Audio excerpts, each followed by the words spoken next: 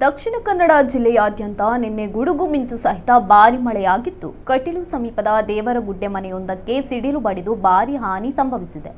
ಭಾರತೀಯ ಆಚಾರ್ಯ ಹಾಗೂ ಪತಿ ವಾಸಿಸುತ್ತಿದ್ದ ಮನೆಗೆ ಸಿಡಿಲು ಬಡಿದ ಪರಿಣಾಮ ನಾಯಿ ಸಾವನ್ನಪ್ಪಿದ್ದು, ಮನೆಯ ಮೀಟರ್ ಬೋರ್ಡು ಸುಟ್ಟು ಹೋಗಿದೆ.